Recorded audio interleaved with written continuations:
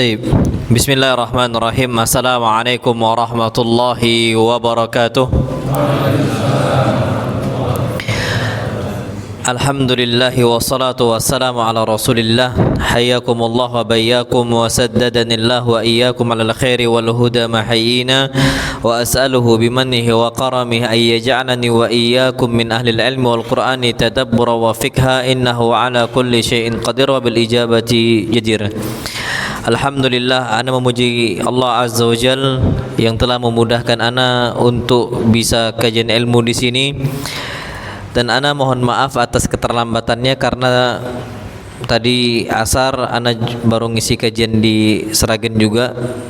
Qadarullah memang waktunya agak mepet, jadi ana mohon maaf. Ala kulli hal, insyaallah subhanahu wa ta'ala di waktu yang sempit ini kita akan membahas sebuah tema, cara iblis menyesatkan manusia.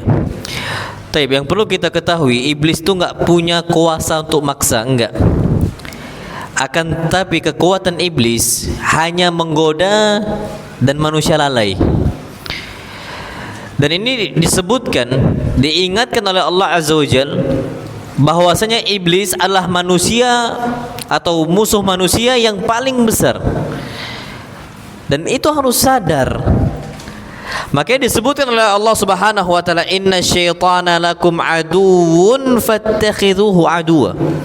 Sesungguhnya syaitan adalah musuh bagi kalian, maka jadikan dia sebagai musuh. Karena ada enggak yang kawannya syaitan? Ada. Bahkan bukan sekedar kawan, minta tolong kepada siapa? Syaitan. Minta kaya, pesugihan.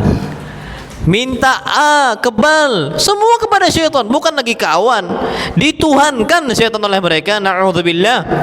Sedangkan ini musuh-musuh kita, musuh kita semua.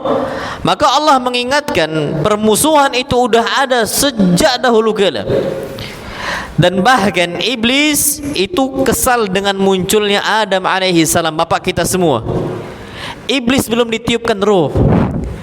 Allah Subhanahu wa taala ketika menciptakan Adam, Allah Subhanahu wa taala tidak langsung meniupkan ruh untuk Nabi Adam. Iblis lihat itu, cikal bakal bentuk manusia. Apa kata iblis dalam kitab tafsir para ulama? La in sullitu alaihi la ahlikanna. Kalau Allah unggulkan saya di atas Adam, aku akan hancurkan Adam, gitu. Wala in sullita alayya la aghwiyanna. Tapi kalau Allah muliakan Adam dibandingkan saya, niscaya aku akan sesatkan mereka semua. Berarti permusuhan itu udah ada sejak Adam belum ditiupkan ruh. Bayangin itu, Masya Allah. Makanya ketika Allah ciptakan Adam, nggak mau sujud iblis kepada Adam alaihissalam. Makanya saking bencinya iblis kepada Nabi Adam, apa kata iblis kepada Allah? Qala fa bi'izzatika la ughwiyannahum ajma'in. Ya Allah, demi keperkasaan Engkau, niscaya aku akan jadikan mereka menyimpang semuanya, Bani Adam semuanya. Masya Allah. Illa ibadaka minhumul mukhlasin. Kecuali mereka hamba-hamba Engkau yang ikhlas. Maka aku nggak bisa memiliki kekuasaan untuk menguasain mereka. Taib. Maka di sini kita tahu iblis musuh bagi kita. Maka bagaimana cara iblis membuat manusia binasa? Kita harus sadar. Jadi bagaimana iblis itu menyesatkan manusia? Nanti insyaallah SWT kita akan bahas satu persatu insyaallah secara detail. Yang pertama, dibisikkan dengan was-was ke dalam hati kita. Dan kalau sudah kita ngikuti was-was bisikan syaitan, nggak cukup sampai situ. Kita bahkan bisa dengar bisikan itu. Dan ana nggak sekali dua kali ngerukyah gitu loh ya. Beberapa dari mereka saking sudah kena gangguan syaitan, was-was syaitan, itu sampai bisa dengar jin tuh ngomong gitu. Allah Subhanahu wa taala berfirman, min syarril waswasil khannas. kita minta perlindungan kepada Allah Azza wa Jal dari keburukan bisikan al-waswas yang tukang bisik, al-khannas yang suka bersembunyi. Kalau kita zikir dia lari bersembunyi, tapi kalau kita lalai datang dia bisikkan. Nah, bisikan awal itu cuma terbesit hal-hal maksiat gitu. Pengen maksiat itu masih berupa apa? Istilahnya dalam bentuk keinginan. Tapi kalau mereka yang ngikutin syaitan terus menerus, lama kelamaan bahkan mereka bisa dengar. Dan ini terjadi ya ikhwah. Nah, bisikan-bisikan seperti ini itu dimunculkan oleh iblis dan juga syaitan bala tentaranya, sehingga kita ngikuti. Jadi pengen maksiat ngikut, pengen maksiat ngikut. Dan apa kata Allah Subhanahu wa taala? Wala tattabi'u khutuwatis syaitan. Jangan ikuti langkah-langkah apa? Syaitan. Allah enggak pernah mengatakan wala taznu. Jangan kalian berzina. Iya, Allah larang kita untuk enggak berzina. Tapi apa? Kita diperintahkan jangan deketi langkah-langkah yang menuju apa? Zina. Dan bahkan disebutkan oleh Allah Azza wa Jalla wala taqrabuz zina. Jangan dekati apa? Zina. Di dalam ayat ini Allah enggak mengatakan wala taznu, jangan kalian berzina, enggak. Karena bisikan syaitan menuju zina itu ada banyak. Contoh, mungkin bermula dari komunikasi biasa, lanjut ke chattingnya, lanjut ke pegang tangannya, lanjut berduaannya, dan seterusnya. Maka apa kata Allah? Wala tattabi'u khutuwati syaitan. Dosa itu ada langkah-langkahnya. Pintar iblis ini dan cerdik dia. Dia enggak langsung nyuruh A, nyuruh B, nyuruh C, pelan-pelan. Dan akhirnya terjadi. Ini yang pertama. Jadi kalau udah ada bisikan yang enggak benar, langsung tolak, ucapkan a'udzubillahi minasyaitonir rajim. Cara kedua iblis dengan cara menghiasi perbuatan maksiat sehingga nampak baik.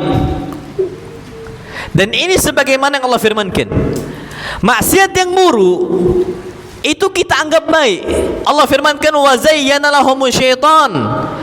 Syaitan itu menghiasi perbuatan-perbuatan pengikutnya, fasaddahum anis sabil, sehingga iblis menjauhkan Bani Adam dari jalannya Allah Azza wa Jalla.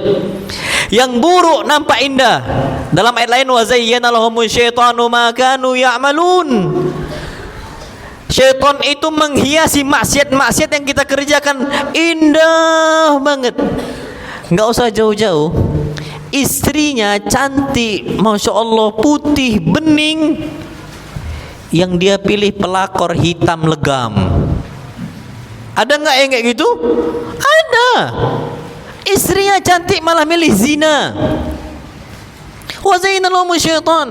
Kenapa dia enggak milih istrinya? Dan bahkan muncul istilah di kita, rumput tetangga lebih hijau. Ada enggak istilah itu? Ada. Istrinya itu dianggap jelek. Inilah syaitan ini. Antum tahu ada di zaman dahulu seorang penyair, tapi tukang gombal. Pujangga bahasa kita. Namanya Farozdak. Siapa? Farozdak. Penyair ulung. Kalau godain wanita, enggak ada yang ngalahin nih orang, Farozdak. Dia duduk di pinggir jalan, ketika lewat wanita-wanita, gadis-gadis yang cantik, dia godain. Dia ada istrinya, istrinya cantik.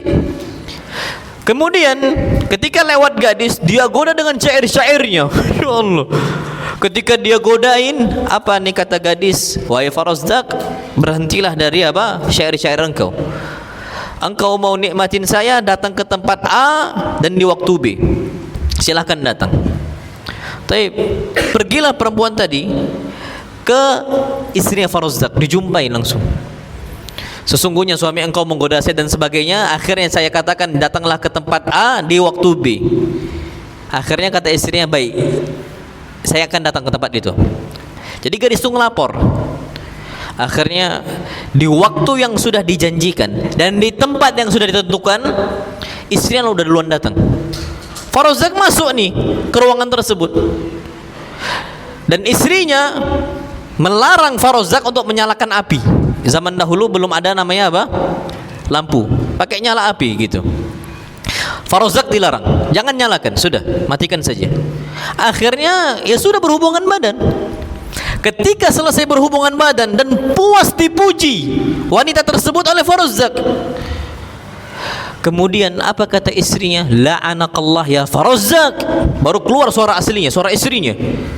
Semoga Allah melaknat engkau wahai Farozak. Kaget. Engkau istri saya?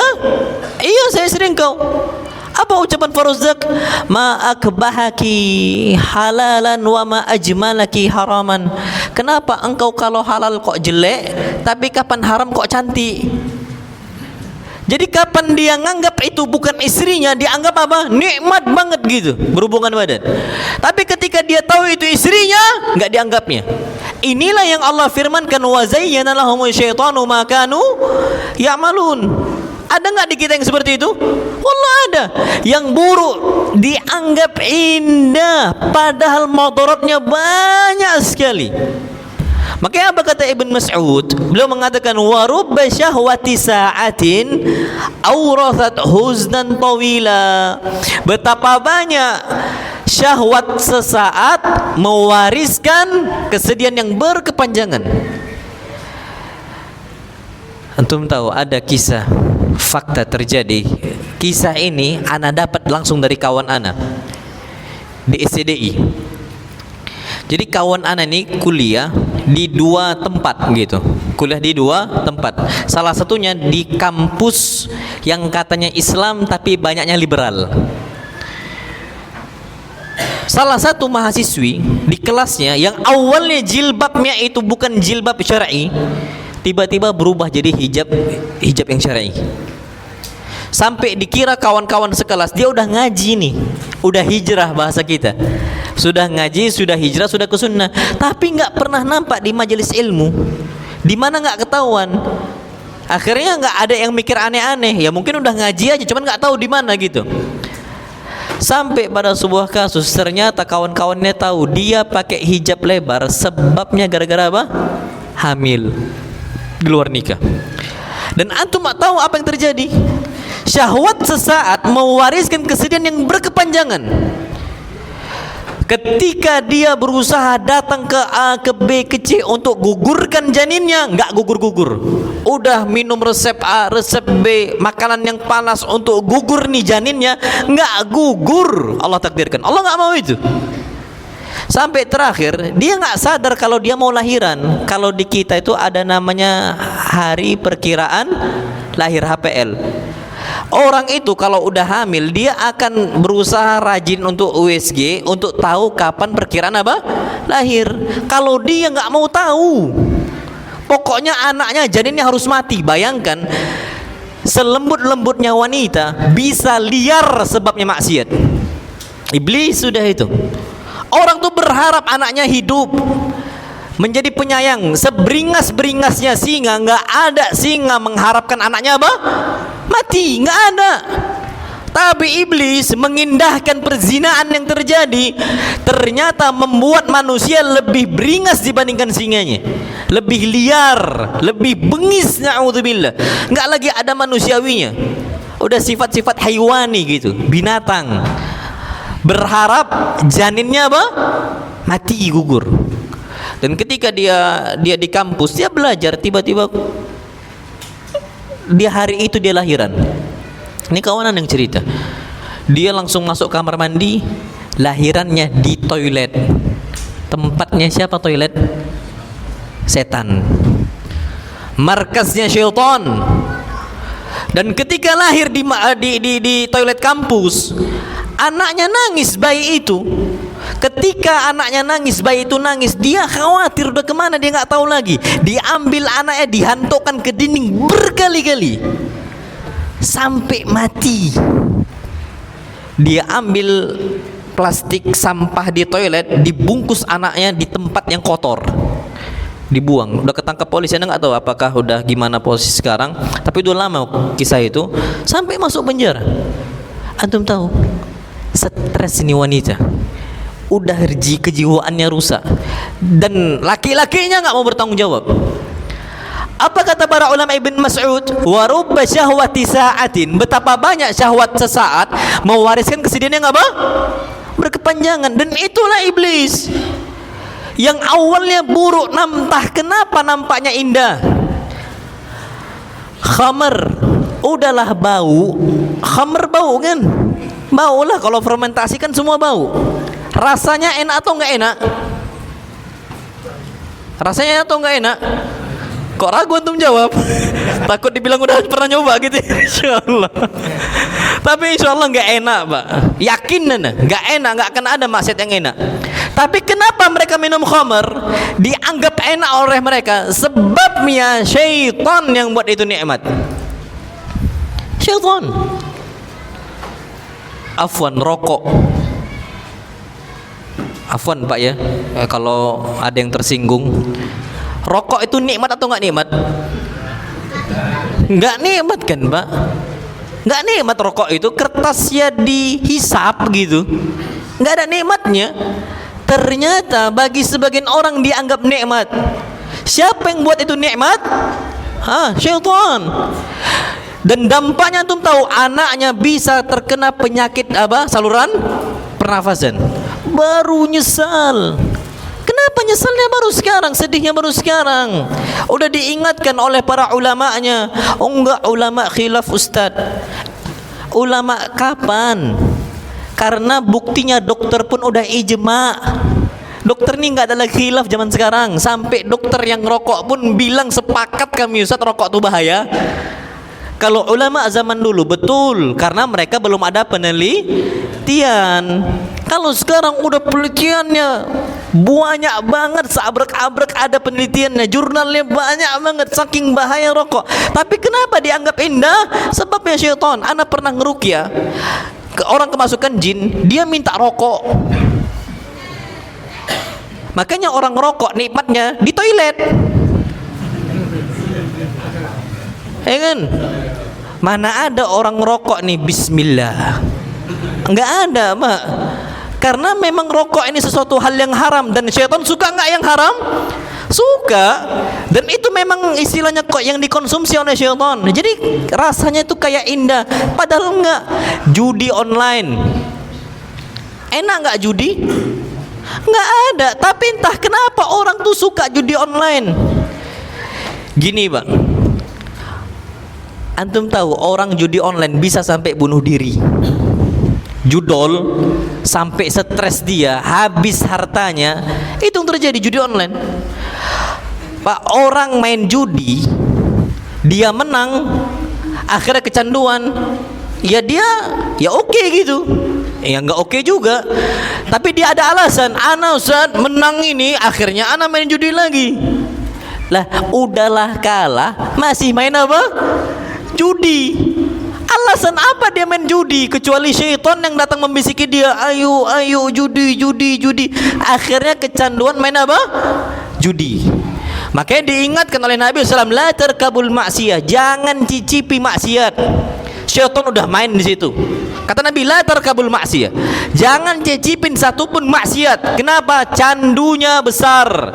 Karena dianggap indah oleh apa? Sebagian para pemaksiat. Zinanya ada efek candunya, dustanya, mencurinya, judinya, membunuhnya. Orang kalau udah sekali membunuh, dia akan membunuh kedua kalinya. Orang sekali berzina, dia akan berzina kedua kalinya. Narkotika, orang narkoba sekali, kedua kali dia narkoba. Dan ini langkahnya iblis. Kalau udah jatuh, udah susah dia keluar. Makanya caranya iblis, jatuhkan dulu orang ke maksiat, nanti iblis akan tinggalkan. Tinggal hubungan dia dengan apa? Hawa nafsunya. Jadi musuh kita dua. Pertama syaitan yang menggoda kita, yang kedua apa? Hawa nafsu yang membuat kita kecanduan. Kalau udah masuk susah untuk keluar. Percayalah sama ana, orang kapan udah masuk lubang maksiat susah untuk keluar. Korupsi aja ada nggak candunya? Loh ada. Kalau nggak ada candunya nggak mungkin muncul angka 271 triliun. Nggak mungkin ada angka 1 kuadriliun yang berhasil dikorupsi. Berarti ada efek apa? Candu, la tarkabul maksiyah. Dan ini caranya iblis. Dibuat apa? Dibuat indah dan seterusnya. Itu yang perlu kita ketahui. Naam. Jadi jangan sampai kita ikuti iblis, karena iblis itu selalu menghiasi perbuatan yang buruk agar tampak apa? Baik. Kemudian cara yang ketiga adalah membuat manusia lupa dari Allah Azza wa Jalla. Dia lalai dari Allah Azza wa Jalla. dibuat lupa. Makanya hati-hati kalau kita pikun, Pak. Hati-hati. Makanya doanya Allahumma inni a'udzubika minal haram. Ya Allah, aku minta perlindungan kepada Engkau dari apa? Kepikunan. Dan Masya Allah, orang yang lupa dari Allah Azza wa Jal, itu mereka udah masuk terjerat oleh caranya iblis, dilupakan dari Allah Azza wa Jal. Dan ini sebagaimana yang Allah firmankan, istahwadha alaihimu syaitan fa'ansahum dzikrallah. Ketika syaitan menguasai mereka, syaitan jadikan mereka lupa mengingat Allah Azza wa Jal. Jadi orang kalau lupa mengingat Allah, sebabnya siapa? Syaitan. Antum tahu kisah Nabi Musa mau berguru kepada Nabi siapa? Khidir, dalam surat Al-Kahfi. Apa kata Nabi Musa ketika kelewatan ini tanda-tanda dari Allah Azza wa Jal? Wa ma ansanihu illa syaitanu an azkurah. Tidak ada yang menjadikan saya lupa kecuali syaitan. Ini kata Nabi Musa. Jadi orang kalau lupa ayat Quran, lupa hadis Nabi, lupa amal saleh, sebabnya siapa? Syaitan. Istahwadha alaihimu syaitan. Maka kalau bisa jangan jadi orang-orang yang pelupa. Takutnya jadi budaknya syaitan gitu. Antum sekarang gampang nggak hilang hafalan Quran? Mudah nggak lupa hafalan Quran? Mudah. Karena kita ini bahkan sebelum itu ana mau nanya, ngafal Quran tuh mudah atau susah? Ngafal Quran mudah atau susah? Wallahi asli mudah banget. Ana bilang mudah banget. Kenapa? Anak kecil yang nggak ngerti isinya, nggak tahu teksnya, bahkan bukan bahasa anak kecil bisa hafal Quran. Banyak loh anak-anak. Antum tahu hafid Indonesia kan? Anak-anak kecil kan rata-rata. Tanyakan mereka apa mengerti isinya? Nggak ngerti. Wallah mereka nggak ngerti isinya. Karena mereka nggak bisa bahasa Arab. Tapi apa kata Allah? Walaqad yassarnal Qur'ana lidzikri fahal min mudzakir. Kami telah mudahkan Al-Quran untuk diingat. Tidak ada yang berpikir. Anak kecil kasihlah novel, suruh hafal, nggak akan bisa mereka. Walaupun novel itu bahasa Indonesia, nggak akan bisa mereka ngafal. Tapi Al-Quran Al-Karim sebanyak itu, hafal 30 juz Al-Quran walaupun mereka nggak ngerti apa maksudnya. Tapi bisa hafal. Nah berarti aslinya Al-Quran mudah dihafal atau susah? Mudah. Tapi kenapa kita nggak hafal-hafal sampai sekarang? Karena kita dikuasai oleh siapa? Syaitan. Dikuasai oleh syaitan. Akhirnya ngafal juz 30, hilang 30 juz. Ngafal juz 30, hilang 30 juz, kayaknya payah gini. Sampai sekarang kita ini udah umur 50 tahun, hafalnya 3 kul.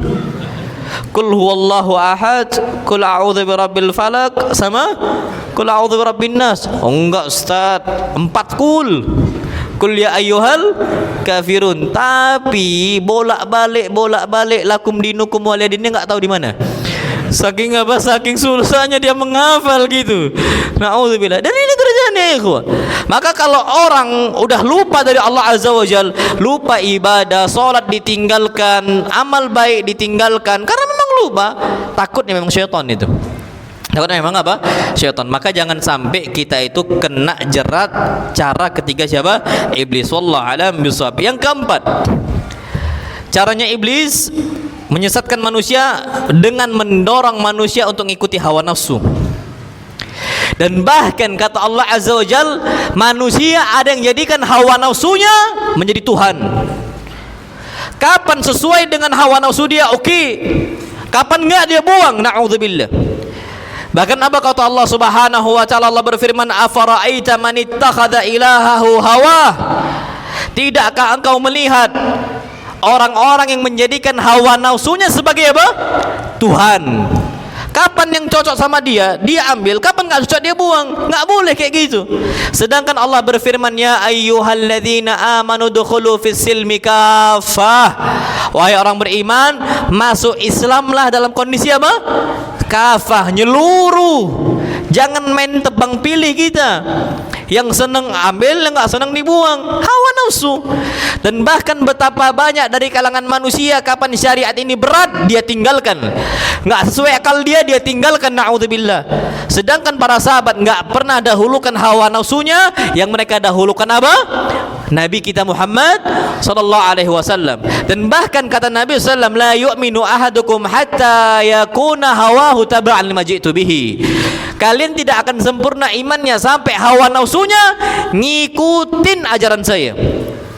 Jadi serahkan ini semua hawa nafsu kita kepada syariat Nabi kita Muhammad sallallahu alaihi wasallam. Berat, terima. Sami'na wa ta'ana. Para sahabat tuh berat. Syariat Islam di zaman jahiliyah nggak gampang. Saking beratnya cobaan bagi mereka itu betul-betul apa? Betul-betul bertubi-tubi datang untuk mereka cobaan ini. Tapi mereka adalah orang-orang yang paling bersabar untuk Nabi kita Muhammad sallallahu alaihi wasallam. Abu Hurairah datang ke Nabi sallallahu alaihi wasallam sabar, nggak ngikuti hawa nafsu. Oh, coba kita disuruh tinggalkan yang haram. Oh enggak, anak kalau enggak kerja di bank ribawi makan apa anak? Ada enggak orang kayak gitu? Ada. Abu Hurairah ditinggalkan keluarganya, bahkan umminya enggak mau perhatian dengan dia. Mus'ab ibn Umair ditinggalkan apa keluarganya, harta yang ditinggalkan, masya Allah. Tujuannya untuk ngikutin Nabi kita Muhammad sallallahu alaihi wasallam. Apakah takut miskin? Enggak. Hawa nafsunya direndahkan, masya Allah, oleh para sahabat Nabi kita Muhammad SAW. Sampai mereka lapar, konsekuensi yang ngikutin Nabi bisa lapar, tapi mereka sabar. Enggak pernah ada namanya hawa nafsu didahulukan, enggak. Kapan halal ya halal, ya haram ya haram. Sampai pernah cobaan besar bagi Abu Hurairah. Dalam Sahih Bukhari, Abu Hurairah radhiyallahu taala anhu, masya Allah, itu lagi lapar selapar-laparnya. Maka Abu Hurairah itu nunggu di sebuah jalan, yang mana jalan itu kebanyakan dilewati oleh umat Islam. Contoh nih, kayak kita ada 3 pintu. Berapa pintu kita nih? Pintu yang paling sering dilewatin mungkin ini tengah. Maka Abu Hurairah nunggu di tengah gitu. Saking laparnya, butuh makan. Ketika Abu Hurairah butuh makan, apa yang terjadi? Abu Hurairah duduk, tiba-tiba lewat Abu Bakar. Mau minta makan tapi nggak boleh minta-minta. Tapi caranya dengan cara apa? Dengan cara elegan. Apa kata Abu Hurairah? Fasa'altuhu an ayatin min kitabillahi la as'aluhu illa liyastadbi'ani. Tidaklah, maka saya bertanya kepada Abu Bakar tentang sebuah ayat. Tujuannya saya bertanya bukan karena saya nggak tahu. Aku tahu di mana ayat itu turun, untuk siapa itu turun, sebab nuzulnya apa. Aku tahu semua, kata Abu Hurairah. Tujuan saya bertanya illa liyastadbi'ani, agar Abu Bakar nawarin saya ke rumahnya untuk makan. Masya Allah, nggak minta-minta, tapi ada udang di balik bakwan gitu, insyaallah. Tapi ini zen gitu, nggak mau minta-minta, nggak boleh. Akhirnya apa? Dijawab oleh Abu Hurairah, Abi dan oleh Abu Bakar, semua dijawab. Apa kata Abu Bakar? Udah ya, aku mau pulang. Pulang Abu Bakar nggak ditawarin makan. Nggak ditawarin apa? Makan. Perutnya lapar gitu. Famarra bi Umar, kata Abu Hurairah. Lewat yang kedua siapa? Umar bin Khattab. Ketika lewat Umar ibn Khattab radhiyallahu taala anhu, nanya lagi, fasa'altu an ayat min kitabillahi la as'aluhu illa liyastadbi'ani. Aku tanyalah Umar tentang satu ayat, tujuannya agar Umar ngajak saya makan, bukan karena aku nggak tahu. Dijawab oleh Umar dari awal sampai akhir, dan ternyata lagi-lagi nggak ditawarin apa? Makan. Nabi yang nengok dari kejauhan, Nabi langsung datangin Abu Hurairah. Abu Hurairah mau nanya, apa kata Rasulullah? Ilhaq bi, nggak usah nanya, langsung ayo makan ke rumah. Allah, langsung apa? Ayo ilhaq bi, ngikut saya ke rumah, kita makan.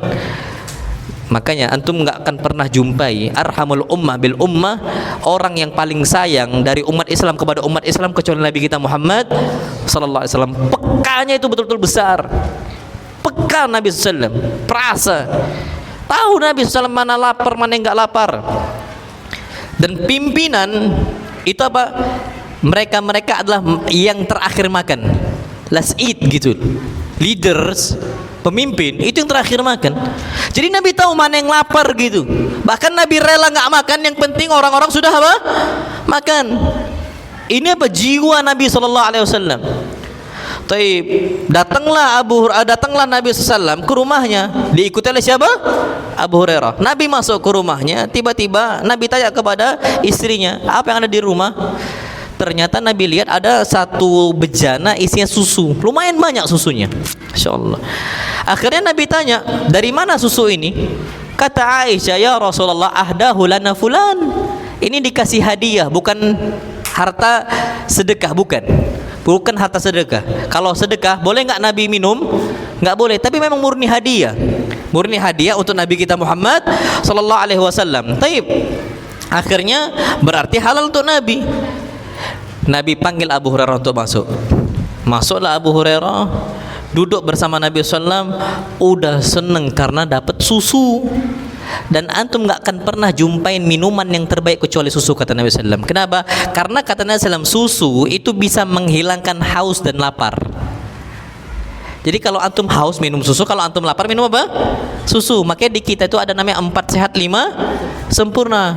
Yang membuat kita itu semakin kenyang itu ada susu. Jadi jangan banyak makan nasi, karbo semua itu, ujung-ujungnya ngantuk.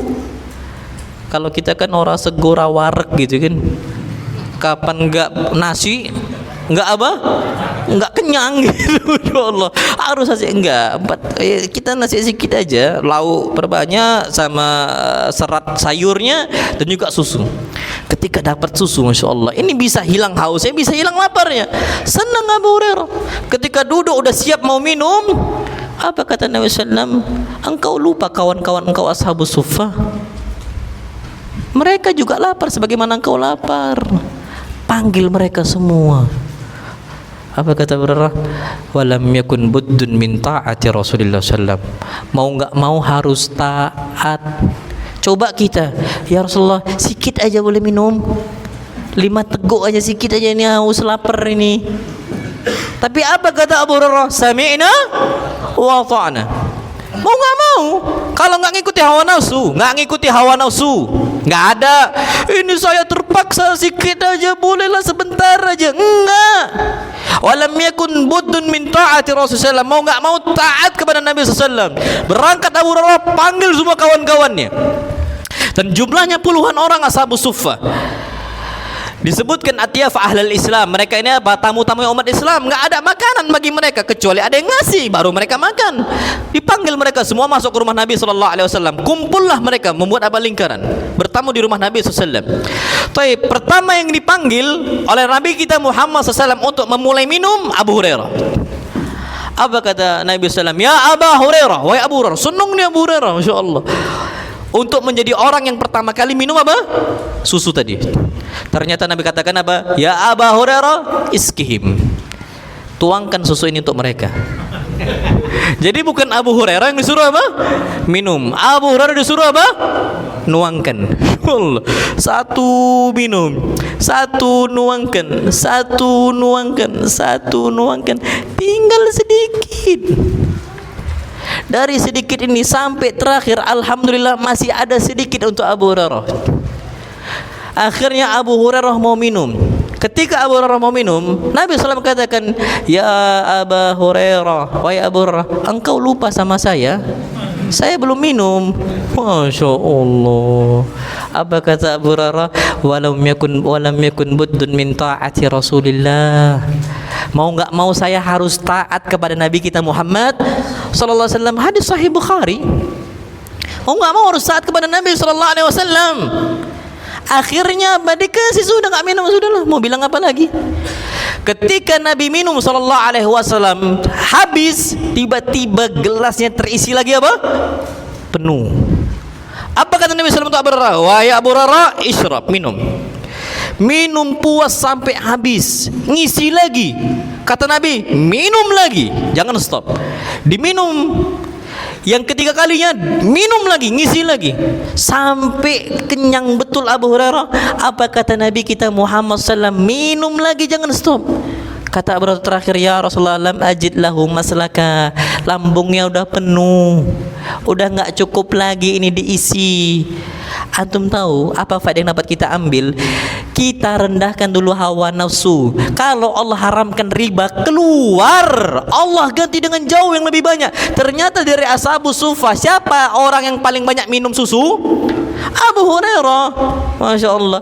Kita belum apa-apa, nggak bisa anak keluar dari bank ribawi, nggak bisa anak kerja kalau yang halal, nggak bisa. Belum apa-apa ngomong nggak bisa. Ini nggak boleh. Ini sifat orang-orang yang lemah. Apa? Lemah, nggak boleh dalam Islam. Kita kalau mau berusaha, kuat kita. Anda tadi baru bahas siang tadi, kriteria orang-orang pekerja yang Allah berkahi itu dua. Inna khaira man ista'jartal qawiyul amin. Orang yang terbaik, pekerja yang terbaik yang bekerja dengan kita itu dua karakternya. Al-qawi, kuat, al-amin, amanah. Antum tahu kuat nih dia berusaha. Bukannya bentar-bentar belum apa-apa, nggak bisa. Ini namanya orang-orang lemah. Makanya kata Nabi SAW, ihris ala ma yanfa'uk. Semangat kalau itu bermanfaat. Kalau halal kejar walaupun susah. Optimis dulu. Wala ta'jiz, jangan merasa lemah. Belum apa-apa tolak. Hawa nafsu itu rendahkan dulu. Rezeki Allah ini luas.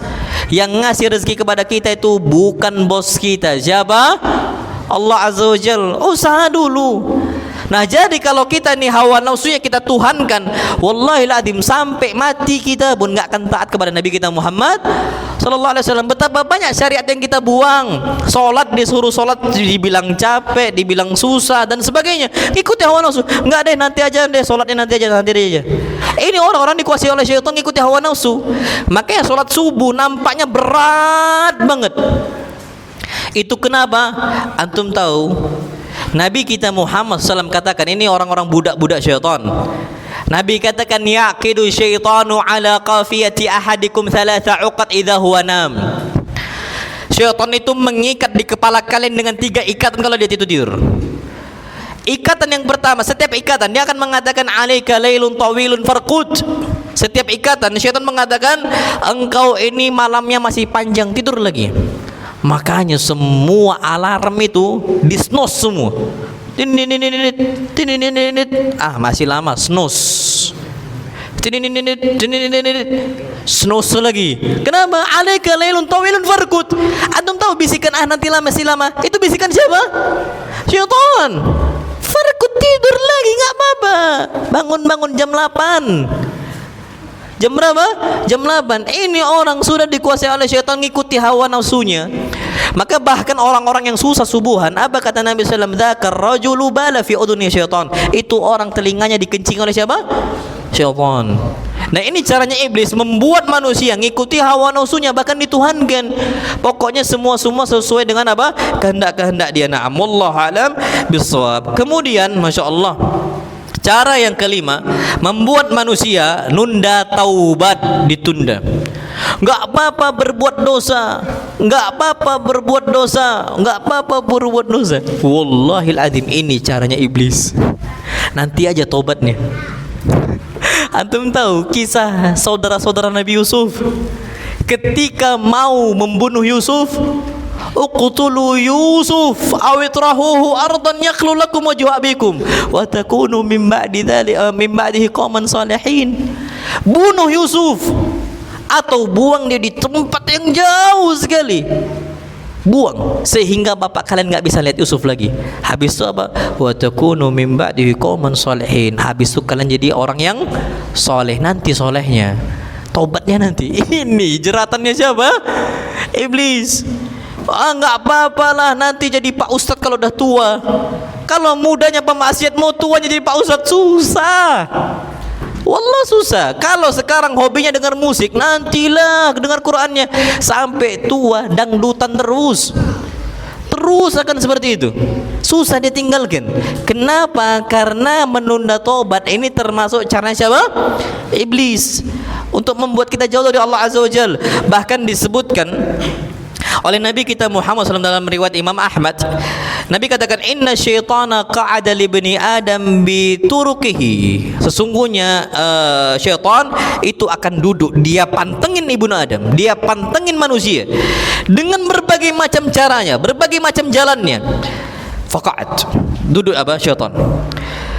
disebutkan ketika seseorang mau masuk Islam, yang awalnya non muslim, mau masuk Islam, dia mau mu'allaf, apa kata syaitan? Atuslim wa tadharu dinaka wa dina abaik. Engkau mau masuk Islam, baru gerak ini apa syaitan. Engkau mau masuk Islam dan engkau tinggalkan agama engkau dan agama nenek moyang engkau. Nah ini. Siapa yang berbisik? Syaitan. Akhirnya ragu masuk Islam. Yang kedua disebutkan fa aslama thumma qa'ada lahu bi tariqil hijrah. Kemudian ketika dia udah masuk Islam, duduk lagi syaitan mantengin dia. Udah berhasil masuk Islam, ternyata dia akan katakan, "Atuhajir? Engkau mau hijrah, mau jadi orang soleh, mau pindah ke sunnah?" Mulai nih bisikan-bisikan siapa? Bisikan-bisikan syaitan. Gimana kau mau hijrah? Engkau tinggalkan kebiasaan yang lama, engkau tinggalkan. Isya kita afwan Pak, sampai rutin ini jam berapa biasanya? Rutin, kajian rutin jam berapa biasanya? Pending surat saya dulu, nanti lanjut lagi. Ayo, sampai jam berapa Ustaz? Jam 8. Jam 8. Kita tutup sampai sini, nanti insyaallah kita lanjutkan nanti habis Isya. Kurang lebih mohon maaf. Wassallallahu Nabi Muhammad. Assalamualaikum warahmatullahi wabarakatuh. Bismillahirrahmanirrahim. Assalamualaikum warahmatullahi wabarakatuh. Alhamdulillah wassalatu wassalamu ala Rasulillah. Ini ada hadiah jadi 13, lumayan banyak gitu ya. Jadi anak takut insyaallah mungkin setengah jam lagi kita selesaikan materi. Nanti ada tanya jawab juga. Tadi amanahnya yang bertanya dapat hadiah gitu kan, dan juga yang mungkin bisa dapat hadiah insyaallah 13 katanya. Jadi insyaallah nanti setengah jam kita berhenti. Taib, terakhir tadi nunda apa? Taubat. Ini caranya iblis. Ini sebagaimana yang terjadi kepada saudara-saudara Nabi siapa? Yusuf alaihi salam. Dan antum jangan sepele banget gitu. Oh nanti insyaallah ana bakal berubah, nanti akan ana berubah. Enggak. Jiwa manusia itu ada namanya jiwa kebiasaan. Makanya kata Nabi kita Muhammad sallallahu alaihi wasallam, yuhsyarul mar'u ala ma mata alaihi. Manusia akan dibangkitkan oleh Allah sesuai bagaimana matinya. Dan disebutkan oleh Nabi oleh para ulama, wa matar rajul ala ma 'asha alaihi. Dan orang akan mati sebagaimana kondisi dia hidup. Ada enggak orang mati dalam kondisi mabuk? Ada. Karena senangnya mabuk, ketika bawa mobil kecelakaan meninggal. Ada enggak orang meninggal ketika zina? Ada. Ada enggak orang meninggal ketika sujud? Ada. Makanya wa yamutur rajul ala ma 'asha alaihi. Orang itu akan mati sebagaimana dia kondisi hidup. Kalau kondisinya udah sering maksiat, matinya kayak gitu biasanya. Na'udzubillah. Kecuali dia segerakan untuk bertobat. Makanya disebutkan wa man syabba alaihi syaba alaihi. Man syabba ala syai'in syaba alaihi. Barang siapa yang dia itu muda di atas sebuah kondisi, maka masa tuanya seperti itulah dia ketika di masa muda. Makanya kalau dia dari muda udah buruk dan enggak cepat taubat, makanya muncul istilah kita tua-tua keladi, makin tua makin jadi, makin ngawur gitu loh. Antum tahu Abu Jahal, itu makin tua makin jadi deh itu. Abu Lahab makin tua makin jadi, enggak jelas hidupnya, enggak genah gitu loh. Kita enggak tahu dia tuh mau ngapain, enggak tahu tujuan hidup dan sebagainya. Sama orang kalau udah keseringan nunda taubat, nanti semakin tua semakin seperti itu dia. Tapi kalau orang sering ngisi kajian, ada orang meninggal ketika kajian, ada. Nggak usah dari negara luar, dari negara kita ada. Dan ada orang meninggal ketika baca, ada. Banyak, wallah banyak. Salah satu yang terkenal kisah populer Ustaz Arman Halim Naru rahimahullah. Beliau meninggal ketika membaca, Masya Allah, buku Ustaz Abdullah Zain yang dikirim ke beliau untuk dikoreksi. Buku tentang masalah apa? Fikih dakwah kalau nggak salah. Nah, waktu itu Ustaz Arman baca, tiba-tiba meninggal rahimahullah. Dan memang Ustaz Arman ini hobi baca. Beliau dapat mukafaah dari Madinah ketika beliau kuliah. Uang mukafaah itu dikasih untuk orang tuanya, sisanya untuk beli kitab. Memang hobi apa? Baca. Nah ini orang-orang seperti ini kalau nggak cepat taubat sering sekali meninggalnya dalam kondisi maksiat, dalam kondisi dia jauh dari Allah Subhanahu wa taala. Dan inilah cara yang kelima iblis untuk apa? Membuat manusia menyimpang. Nah, kemudian cara keenam iblis adalah menyesatkan manusia dengan cara membuat manusia sibuk dengan dunia. Makanya sekarang sedikit orang-orang perhatian dengan masjid, rata-rata sibuk dengan apa? Dunia. Dan Nabi kita Muhammad SAW adalah orang yang paling jauh dari dunia. Bukan berarti Nabi itu nggak mau, agak istilahnya mengharamkan dunia. Enggak, halal dunia itu, tapi sesuai batas porsinya. Ada batas wajarnya. Setiap hal kalau overdosis nggak baik. Dunia ada batasnya. Kalau kita kejar terus, ini bahaya. Dan itu yang paling bahaya. Bawaannya itu haus saja. Disebutkan madhibani ja'i'ani ursila fi ghadamin bi afsad laha min hirsil mar'i 'alal mali wa syarafi 'alaihi. Tidaklah dua serigala yang lapar kemudian dikirim untuk segerombolan domba itu tidaklah lebih merusak dibandingkan rusaknya orang ketika cinta dunia. Kita tahu ada serigala lapar, dua aja gitu loh ya, dikirim untuk gerombolan domba, pasti dimakan sudah. Kalau domba itu apa? Kalau serigala itu apa? Lapar, pasti dimakan. Tapi ternyata itu tidak lebih berbahaya dibandingkan hausnya orang-orang terhadap apa? Dunia, harta. Makanya Nabi SAW nggak pernah. Beliau adalah orang yang pertama kali memikirkan tentang akhiratnya. Nabi pindah dari Mekah menuju apa? Menuju Madinah.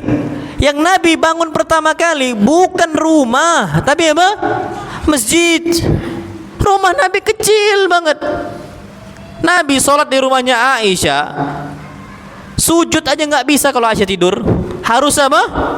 Ditarik kakinya, saking kecilnya. Antum kalau lihat miniatur rumahnya Aisyah, istri-istri Nabi SAW, kecil banget.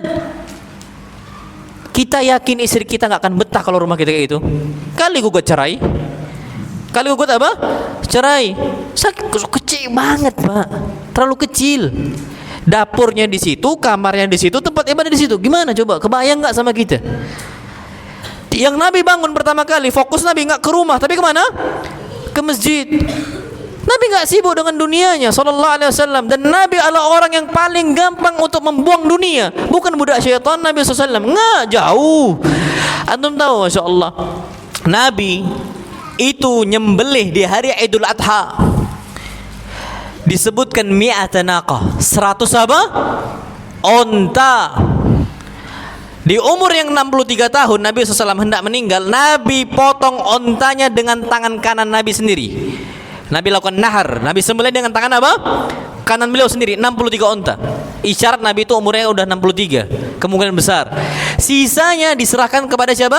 Ali bin Abi Thalib. Tapi 100 onta tadi punya Nabi kita Muhammad SAW. Nabi lepaskan itu. Satu onta itu anggaplah sebagaimana harga sapi 20 juta satunya. Kalikan 100, berapa? 2 miliar. Idul Adhanya Nabi SAW nyembelih 2 miliar. Kita satu sapi bagi 7. Satu sapi bagi berapa? 7. Itu pun hitung-hitungan. Iya enggak ya? Masya Allah. Satu sapi bagi 7, ikhwan, masih berat. Nabi dibuang oleh Nabi SAW. Enggak mikirkan dunia. Ini jauh Nabi dari jeratan syaitan sallallahu alaihi wasallam. Antum tahu Nabi ini punya, Nabi pengembala kambing sallallahu alaihi wasallam. Nabi punya banyak domba, Nabi punya banyak kambing, dan disebutkan punya Nabi kambing itu ma bainal jabalain, gerombolan domba di antara dua gunung di sebuah lembahnya, itu semua milik Nabi SAW. Saking banyaknya. Jadi Nabi kaya atau miskin? Nabi kaya atau miskin? Nabi kaya. Tapi kenapa kadang-kadang Nabi miskin? Karena hobi apa? Ngasih, tapi kaya lagi, ngasih lagi, kaya lagi. Di zaman Imam Malik, orang-orang yang mengatakan Nabi ini miskin dihukum karena nggak sopan. Karena faktanya Nabi itu bukan orang miskin. Nabi orang apa? Kaya sallallahu alaihi wasallam. Makanya Nabi SAW punya kambing, punya domba itu satu lembah. Datang orang kafir, minta kambing dari Nabi SAW. Ya Rasulullah, aku butuh kambing kau. Ya Muhammad, dia masih kafir. Ya Muhammad, aku butuh kambing-kambing kau. Apa kata Nabi? Kau butuh berapa? Ambillah. Kata ini orang kafir, dia pemimpin suku kaum. Dia mengatakan, aku butuh semua kambing-kambing kau. Semua? Iya, aku butuh semua. Apa kata Nabi SAW? Ambil semuanya, jangan sisakan. Ambil semua. Pulang dia, giring satu domba, yang lain semua ngikut, Masya Allah. Dia langsung ngomong ke kaumnya, ya qaumi aslimu, wahai kaumku, masuk Islamlah kalian sekarang. Fa inna Muhammadan a'ta wa la yakhshal faqah. Si Muhammad memberi dan enggak takut miskin.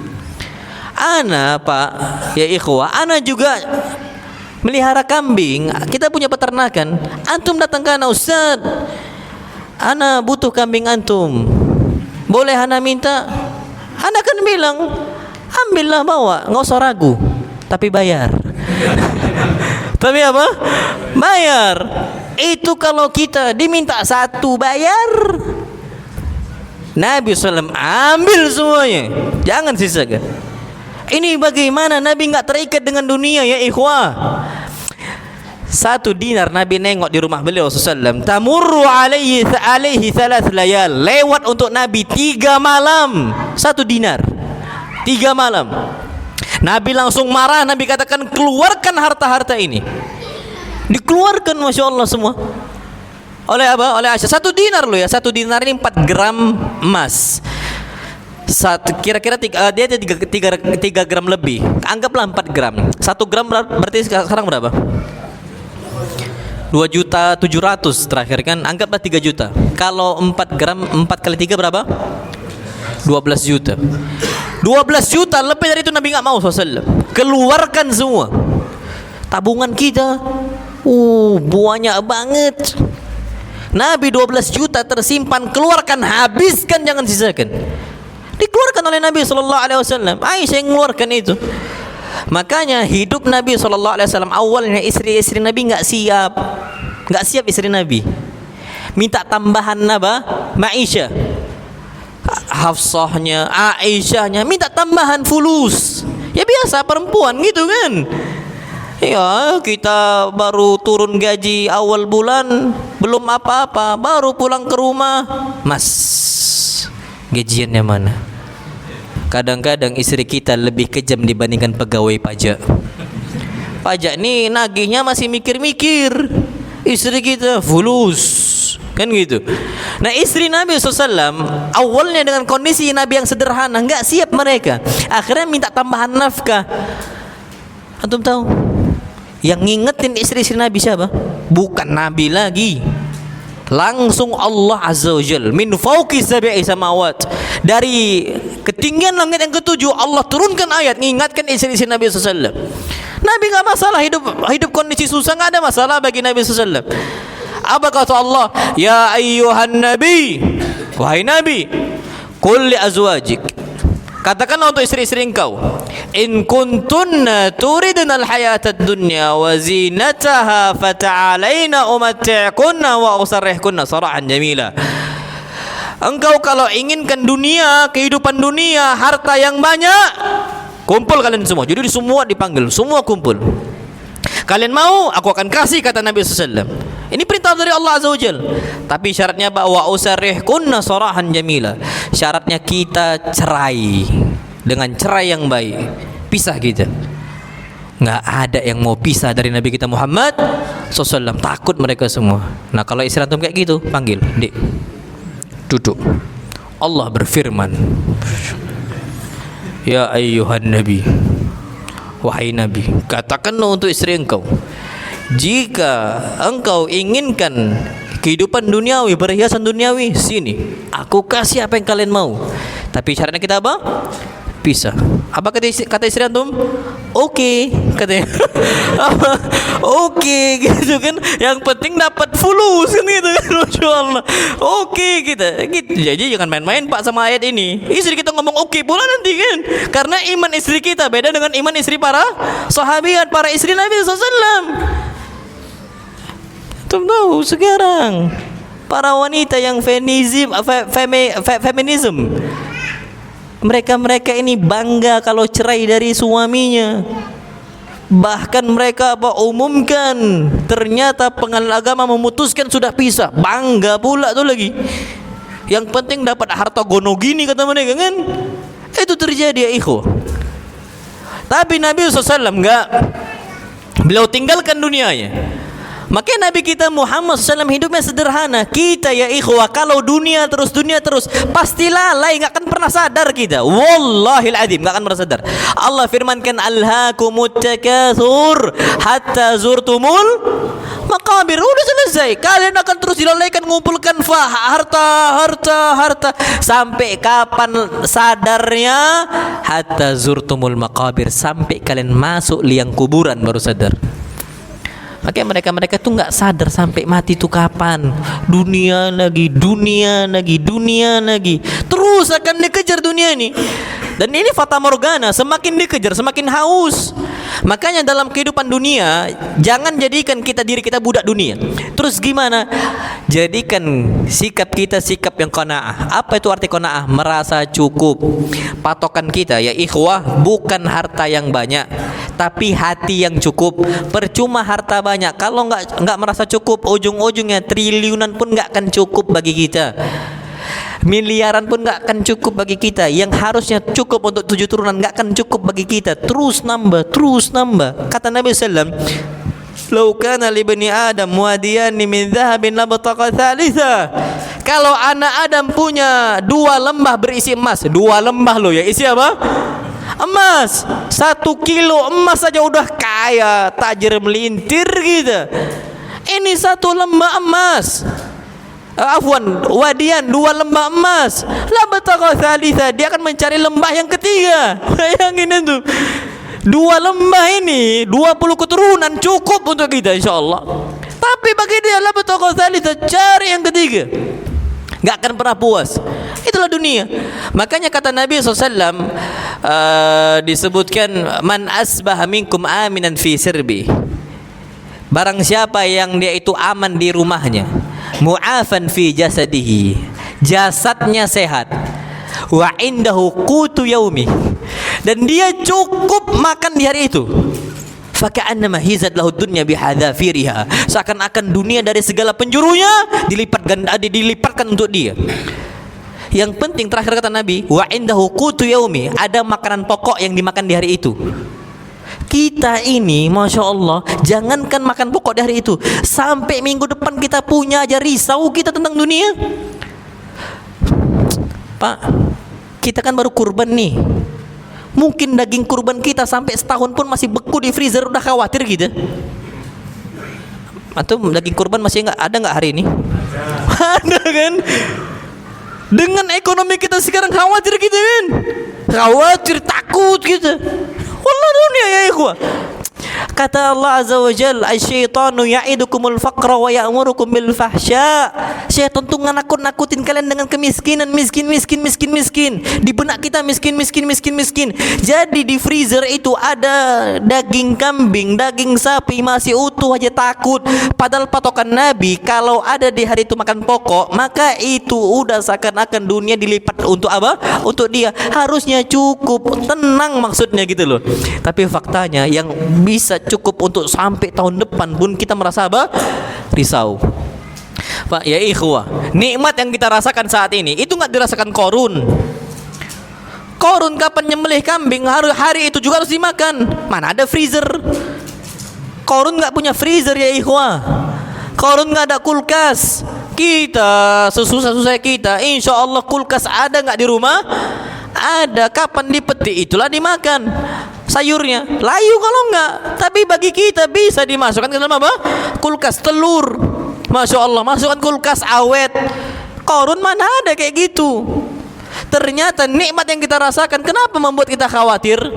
Dan inilah syaitan yang ditakut-takuti. Makanya kalau kita takut miskin, itulah kita jadi budaknya siapa?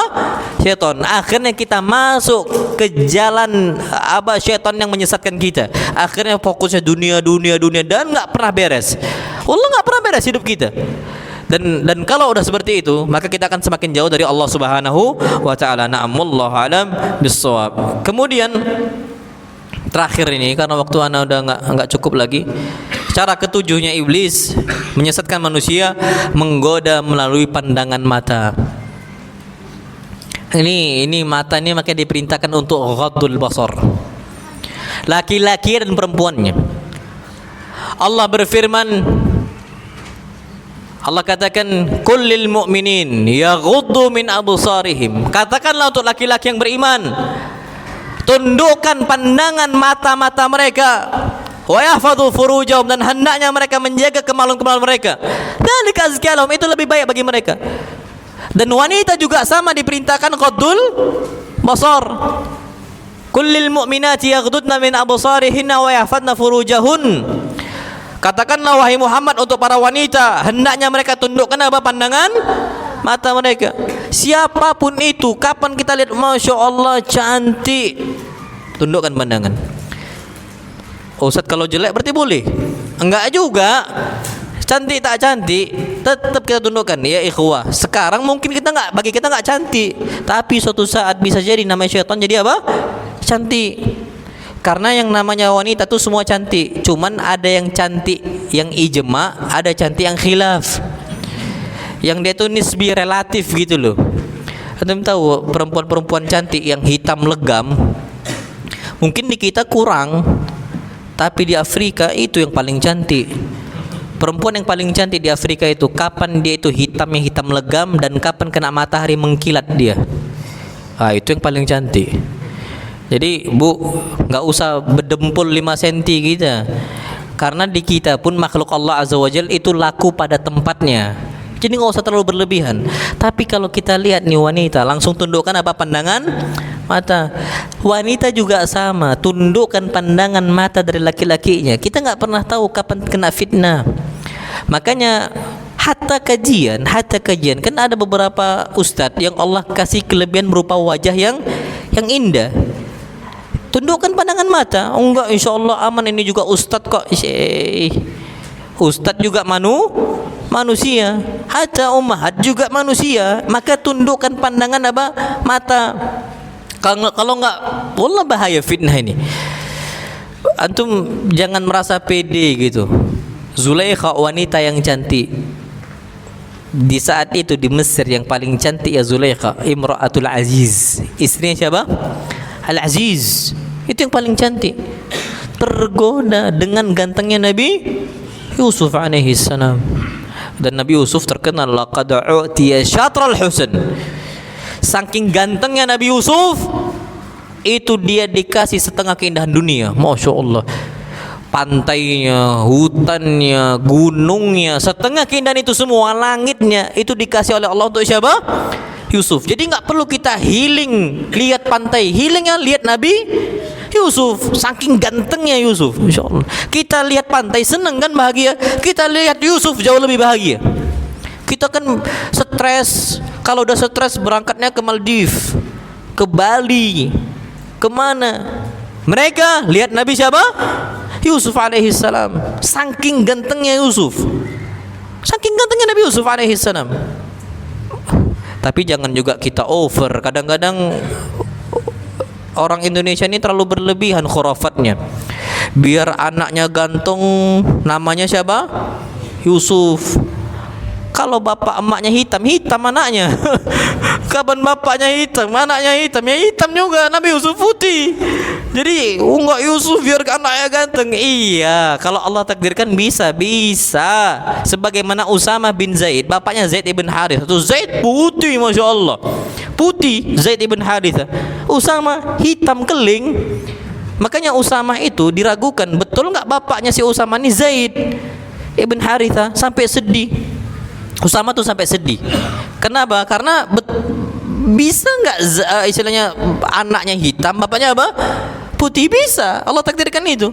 Akhirnya di siang hari Usama tidur di samping abahnya, di samping Zaid ibn Harithah. Kepala ditutup, jadi nggak nampak. Di zaman itu ada orang yang pintar untuk ahli nasab istilahnya. Di zaman dahulu itu jangankan tes DNA, mereka itu udah ada ilmunya. Dari apa kaki itu udah ketahuan. Zaman dahulu Mudliji datang, ditengok. Pas ditengok, kata ini orang, hadhil qadam min hadhi. Ini kaki ini anaknya si ini nih. Kaki yang ini hitam. Hadhil qadam min hadhi. Ini kaki ini keturunan si ini nih. Usama dengar itu langsung bangkit dia, Allahu Akbar. Saking senengnya dia akuin bahwa saya Usama anak siapa? Zaid. Itu terjadi ikhwah. Nah kita jangan gua berlebihan, Masya Allah. Pengen ganteng dikasih apa? Yusuf, ini khurafat. Iya kalau dipanggil Yusuf takutnya dipanggil Ucup. Ya gimana mau ganteng dipanggil apa? Ucup, cup, sini cup gitu. Kita nih Muhammad dipanggil Mehmet. Muhammad, ya Muhammad ta'al gitu. Ini enggak Met, sini Mehmet. Orang ganteng-ganteng Muhammad dipanggil Mehmet. Orang ganteng-ganteng Yusuf dipanggil apa? Ucup. Ini orang kita nih kadang-kadang aneh-aneh sukanya. Masya Allah. Jadi ala kulli hal, Zulaikha, kita kembali ke tema, itu tergoda dengan gantengnya Nabi Yusuf. Kalau seandainya Zulaikha langsung tundukkan pandangan matanya, selamat Zulaikha. Selamat. Tapi Masya Allah, sebentar, Zulaikha tergoda. Akhirnya jadi bahan omongan satu Mesir. Satu apa? Mesir, gara-gara pandangan mata sudah. Antum tahu, Yusuf itu anak angkat dari Al-Aziz. Jangan pede banget ngangkat anak nggak disusui, nggak diroda'ah. Zulaikha tergoda sama Yusuf, anak angkat itu. Makanya anak angkat dianggap anak. Kalau bukan mahram, maka tetap haram. Maka tetap apa? Haram, nggak boleh. Ini anak angkat, diangkat oleh Al-Aziz sebagai anak gitu. Makanya Masya Allah tergoda Zulaikha. Ketika itu jadi buah bibir masyarakat Mesir. Nggak terima lah Zulaikha. Diundang wanita-wanita yang gunjingin Zulaikha, diundang untuk motong apa? Buah. Ada sikin, suruh motong buah. Apa kata ketika mereka lagi motong buah? Apa kata Zulaikha kepada Yusuf? Ukhruju alaihin. Wahai Yusuf, keluarlah, tampakkan diri engkau di hadapan mereka. Nabi Yusuf dipaksa keluar. Ketika Nabi Yusuf keluar, waqatta'na aydiyahun. Para wanita langsung apa? Motong tangannya, nggak sengaja, nggak kerasa, terpotong, terbeset apa? Tangan mereka kena. Saking nggak fokus lagi dengan apa? Nabi Yusuf, saking gantengnya Nabi Yusuf alaihissalam. Apa kata mereka? Ma hadza bashara in hadza illa malakun karim. Ini bukan manusia ini malaikat. Masya Allah. Saking gantengnya siapa? Yusuf. Kalau kita kan, oh ini cantik betul nih, ini bidadari nih gitu. Nah bagi mereka in hadza illa malakun karim. Nah wanita-wanita ketika lihat itu nggak tundukkan pandangan, datanglah syaitan. Dunia aja bisa bahaya, bisa memotorkan diri mereka dengan apa? Memotong tangan, apalagi di akhirat. Allah, udah 7:30 waktu kita sudah habis. Ana mohon maaf atas kondisi yang nggak bisa. Terakhir ana sampaikan hadis kutiba ala bani adam nasibuhu minaz zina mudrikun la mahala. Seseorang itu Bani Adam akan Allah catat bagiannya untuk mendapatkan zina, dan itu mustahil dia hindarkan. Fal ainanu zinahuman nazar. Kedua mata zinanya dengan apa?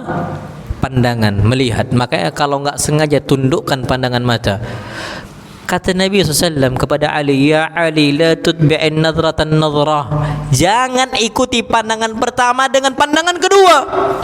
Kalau udah nggak sengaja nengok nih, tunjukkan, Masya Allah. Jangan nengok lagi. Gimana tadi? Masya Allah, nggak boleh. Pas nengok perempuan cantik, astagfirullah. Tapi Masya Allah tadi, Masya Allah, diangkat lagi sama dia pandangannya. Ini nggak boleh. La tutbi'in nadran nadra. Itu jangan sampai kita seperti itu. Na'am, wallahu alam bisawab. Ini ada banyak kondisi memperindah bid'ah dan khurafat. Bid'ah yang indahkan itu siapa? Syaitan. Memprovokasi manusia sampai saling membenci. Sesama ikhwah pun bisa saling membenci loh. Sesama mereka aktivis dakwah juga bisa, sama ahli ibadah juga bisa. Itu caranya syaitan. Terus menggoda manusia, cara yang lain menggoda manusia ketika apa? Salat. Allahu Akbar, enggak tahu rakaat keberapa.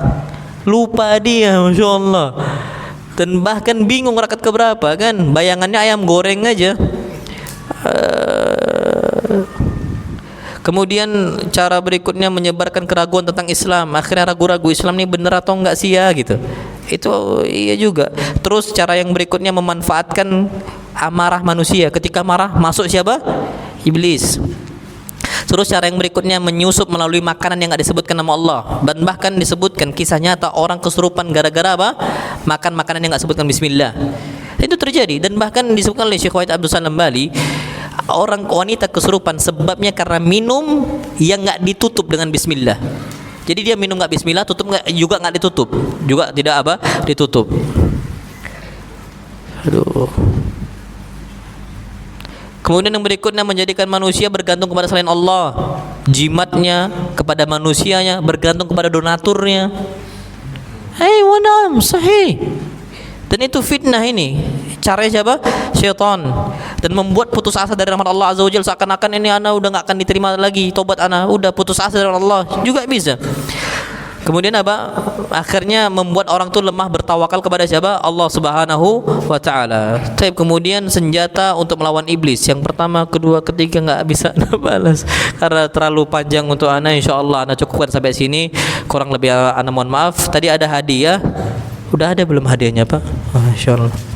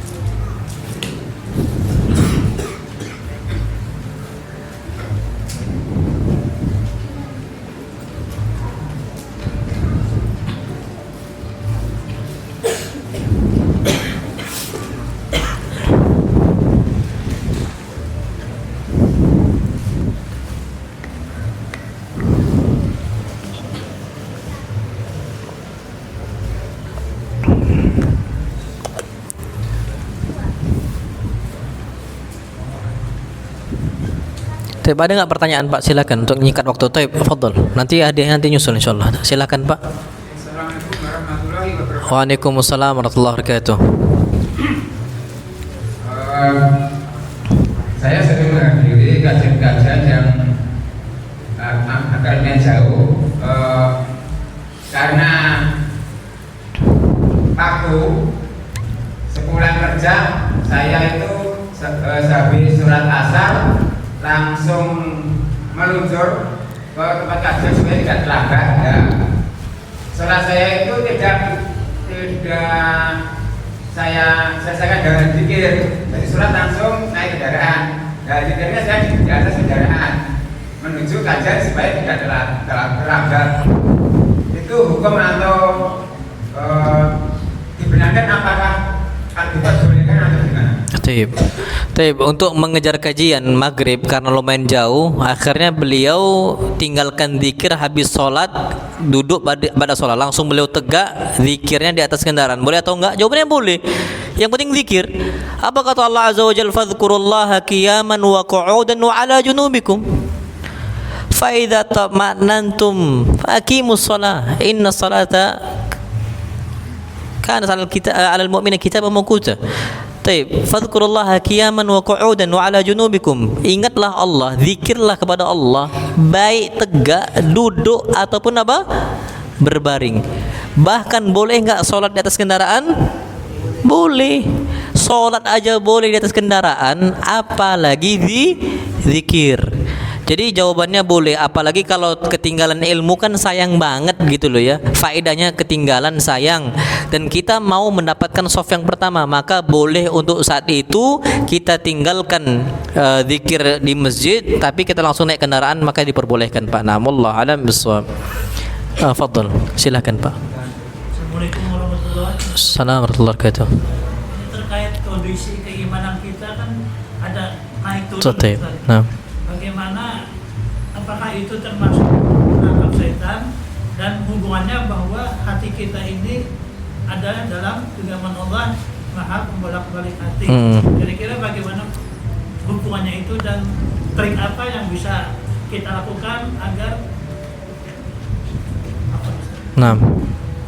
agar hati kita tetap berada di level iman yang bagus. Taib, insyaallah. Bagus pertanyaannya. Taib, iman itu kan naik dan turun. Apakah orang yang turun imannya itu dia itu diganggu oleh syaitan, tapi kan bukankah hati kita berada di antara dua jemari dari jemari siapa? Allah yang mau bolak-balikkan. Maka jawabannya betul, al-imanu yazidu wa yanqus. Iman itu naik dan apa? Turun. Memang hati kita di tangan Allah Azza wa Jalla, Allah membolak-balikkan, tapi kita ada usaha untuk ikhtiar.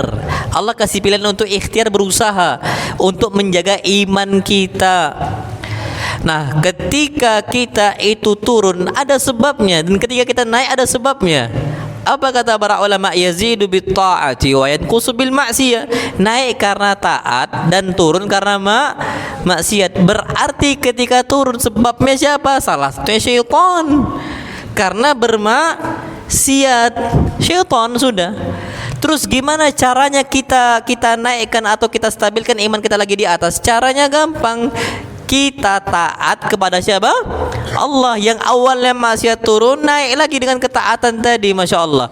Makanya apa kata Nabi SAW dalam hadis yang sahih, kalau kita sudah bermaksiat, wa adbi'is sayyi'ata alhasanata tamhuha, dan ikutilah dosa setelahnya dengan amal kebajikan, dengan amal kebaikan. Kita berbuat dosa, tapi apa kata para ulama dari hadis ini? Sedekah. Kenapa? Dengan cara sedekah, mudah-mudahan dengan sedekah tadi dosa kita sebelumnya dihapuskan, yang awalnya kita di bawah naik ke atas. Dan ini sebagaimana hadis Nabi kita Muhammad SAW, inna likulli amalin syirrah wa inna likulli syirratin fatrah. Setiap amal itu ada masa semangatnya. Semangat awal kenal sunnah, Masya Allah. Tapi apa kata Nabi? Wa inna likulli syirratin fatrah. Di masa semangat kita ada namanya masa futur. Ketika futur jatuh, terus gimana naikkannya lagi? Kata Nabi SAW, man kanat fatratu ila sunnati faqad ihtada. Siapa yang masa futurnya cepat dikembalikan kepada sunnahku, selamat dia. Tapi kalau enggak, faqad halak, dia akan binasa. Maka kalau kita lagi imannya itu enggak bagus, cepat kembalikan kepada sunnah Nabi kita Muhammad SAW, selamat kita. Kajian lagi, sholat dijaga lagi, selamat. Tapi kalau enggak, halak, binasa kita. Jadi kita lemah imannya sebabnya memang karena siapa? Syaitan salah satu, dan juga hawa nafsu. Kalau mau dikembalikan, maka kita taat kepada Allah Azza wa Jalla, maka iman akan kembali apa? Naik. Nah, Allah alam bisawab. Fadl yang lain silakan. Nah, Pak silakan. Saya Pak Sukirman dari Masaran. Nah, Masya Allah. Saya Pak Sukirman dari Masaran. Ini salah yang 7, menggoda dengan pandangan mata. Kebetulan saya pedagang pasar, tidak luput dari banyaknya ya macam-macam lah. Cuman saya sekedar hanya ya kadang apa ya saya berusaha untuk menundukkan itu, tapi ya karena banyaknya orang tidak bisa terlewatkan, kadang ya begitulah lah gitu. Bagaimana ini? Wassalamualaikum. Masya Allah, ini juga terjadi di zaman Nabi kita Muhammad SAW. Masya Allah. Jangan dikira di zaman Nabi nggak ada pasar. Ada nggak pasar? Ada. Di zaman Nabi pasar tuh ada. Apa solusinya? Doa masuk apa? Pasar. Yang kedua, jangan jadi orang yang pertama masuk pasar dan orang yang paling terakhir keluar pasar. Solusinya biar enggak terlalu lama jauh kita jadi Allah Azza wa Jalla. Kenapa kata Nabi sallallahu alaihi wasallam, in istata'ta alla takuna awwal man dakhala fis suq wa akhir man yakhruj min falyaf'al. Barang siapa yang dia bisa menjadi orang yang enggak pertama masuk pasar dan orang terakhir keluar pasar, maka apa? Kerjakan. Jadi jangan terlalu lama di pasar. Ya ala kadarnya saja. Terus yang ketiga, ingat kata Nabi sallallahu alaihi wasallam, fa inna syaitana yansibu rayatahu bihi.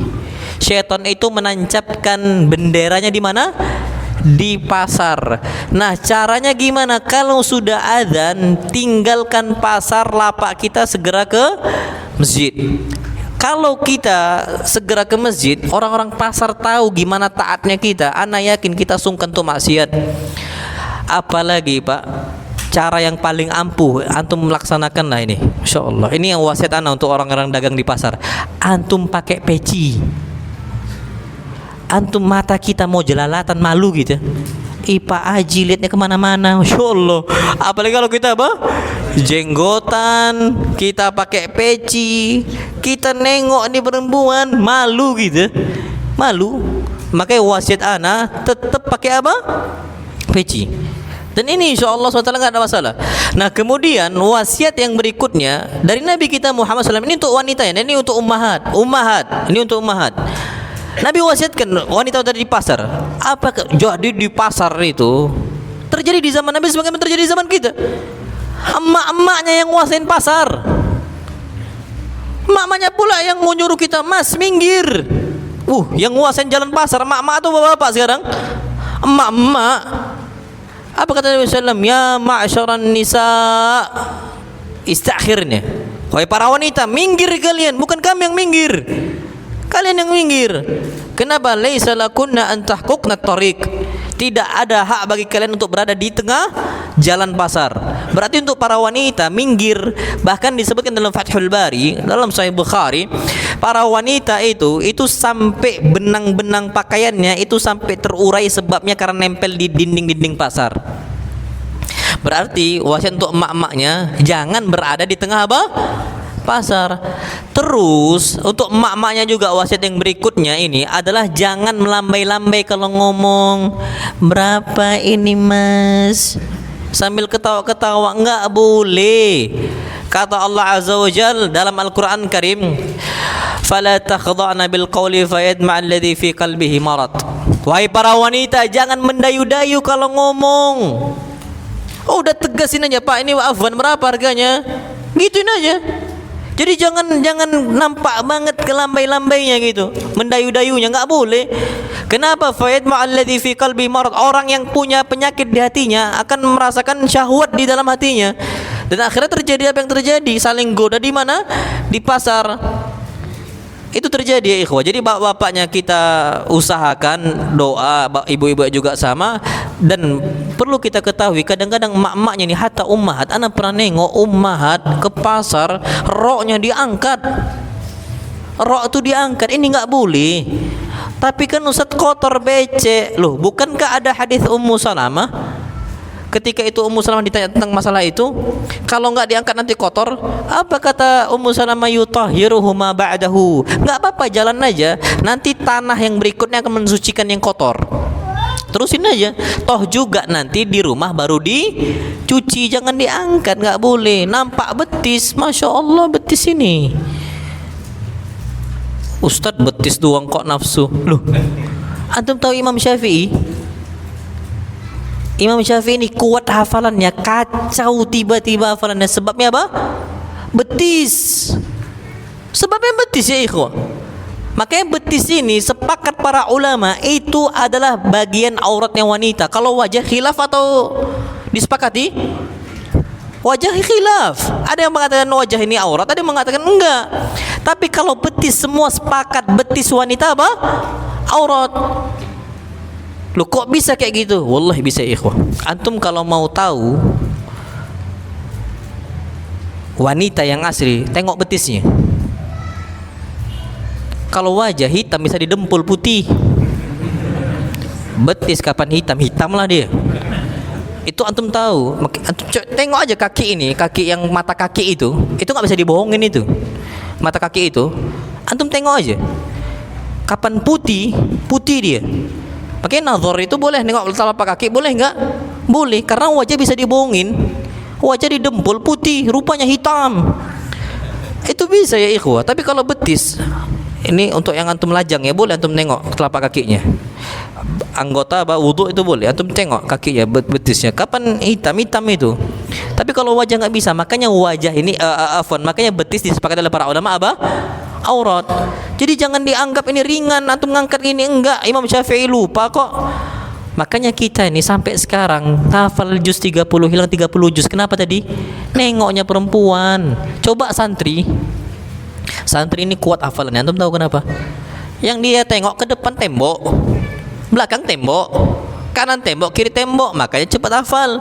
Kita keluar aja masjid lah, ini aja akhwat, keluar bentar udah jumpa sama apa? Akhwat. Dan itu yang terjadi ya ikhwah. Maka saran anak tadi, wasit tadi dijaga. Kalau bisa keluar kita rumah berdoa kepada Allah Azza wa Jal, kemudian kita masuk pasar kita berdoa, kemudian jangan jadi orang yang pertama masuk pasar dan orang yang terakhir keluar dari pasar. Kemudian juga kapan kita ibadah maka kita jaga waktu sholatnya, dan terakhir pakai apa? Peci. Itu insya Allah aman. Untuk para wanita juga tadi yang sudah Ana sampaikan, dan itu insya Allah yang terbaik. Terus kalau nggak bisa lagi, gimana kalau nggak sengaja? Allah berfirman, fattaqullaha mastata'tum. Beribadah kepada Allah, bertakwalah kepada Allah sesuai kapasitas kemampuan kita masing-masing. La yukallifullahu nafsan illa wus'aha. Allah nggak akan membebankan kepada kita sebuah syariat kecuali Allah kasih keringanan. Kalau nggak mampu lagi sudah, nggak sengaja ketengok gitu kan, nggak sengaja, ya sudah, mau bilang apa lagi? Namanya nggak sengaja, nggak dosa insya Allah. Jadi seperti itu Pak. Namullah alam bisawab. Fadl, kalau ada yang lain silahkan Pak. Tadi hadiahnya? Jangan kasih dulu. Oh jangan kasih dulu. Kasih dulu enggak? Oh kasih dulu, iya, biar nanti takutnya lupa kan. Masya Allah, Fun Pak. Oh, apa nih Pak? Besar. Allah zen ini. Fadl Pak, silakan. Yang pertama. Ini Masya Allah nih. Hadiah. Tadi Bapak pertama ya? Yang pertama. Yang kedua? Yang kedua Pak, Fadl Pak, yang kedua. Yang ketiga. Sebentar Bu ya. Yang ketiga? Sebentar Bu. Masya Allah. Ini masih banyak ini hadiahnya ini, Masya Allah.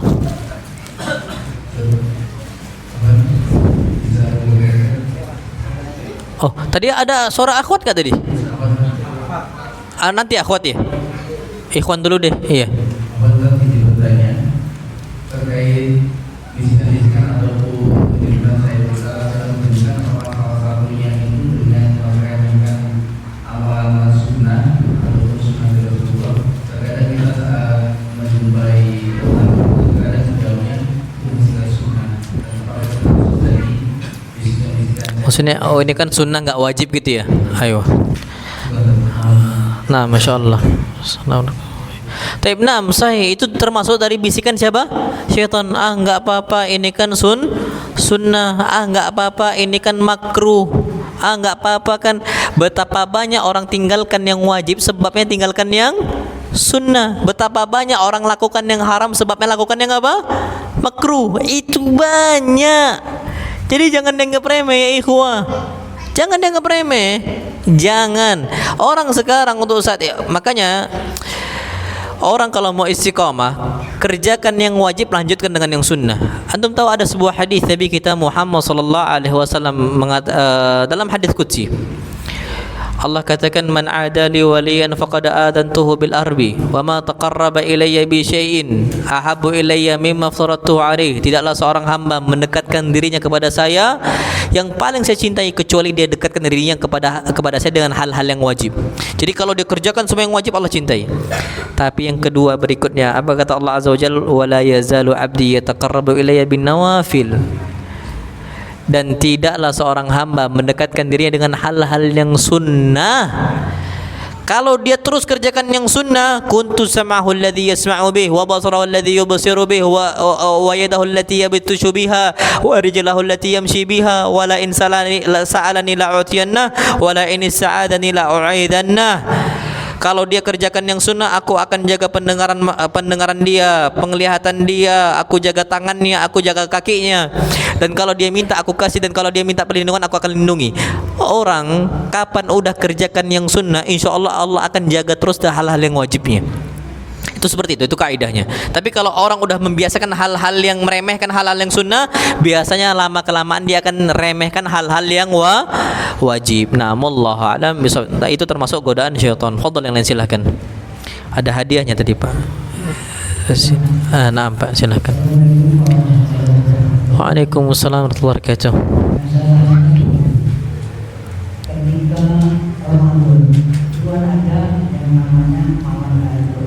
Oke.